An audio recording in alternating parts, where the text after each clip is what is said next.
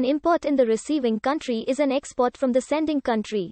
Importation and exportation are the defining financial transactions of international trade.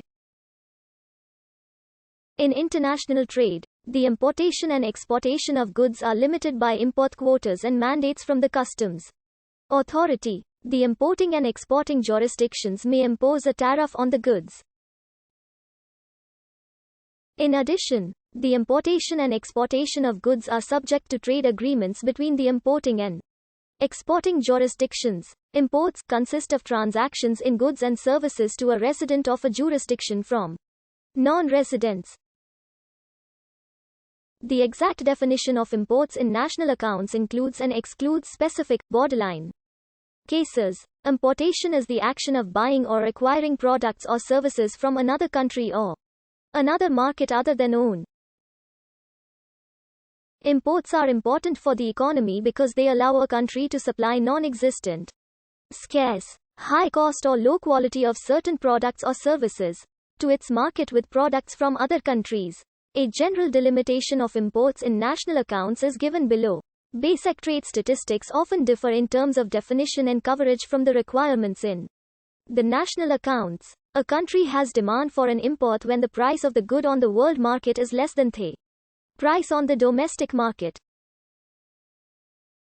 The balance of trade, usually denoted NX, _NX, is the difference between the value of all the goods a country exports and the value of the goods the country imports. A trade deficit occurs when imports are larger than exports. Imports are impacted principally by a country's income and its productive resources. For example, the US imports oil from Canada even though the US has oil and Canada uses oil. However, consumers in the US are willing to pay more for the marginal barrel of oil than Canadian consumers are, because there is more oil demanded in the US than there is oil produced. Also, if we talk about Indonesia, to export or import any good from Indonesia, you must need the proper information of the Indonesian buyers and sellers. Let's suppose you need import data of HS code 29,011,000. For this, you can contact several companies like SARE Exim Solutions, Export Genius or Cybex. In macroeconomic theory, the value of imports can be modeled as a function of domestic absorption and the real exchange rate. These are the two most important factors affecting imports and they both affect imports positively. There are two basic types of import. 1. Industrial and consumer goods. 2.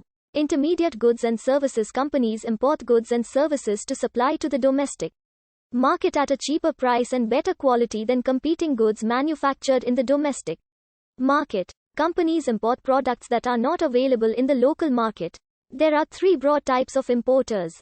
Direct import refers to a type of business importation involving a major retailer and an overseas manufacturer. A retailer typically purchases products designed by local companies that can be manufactured overseas.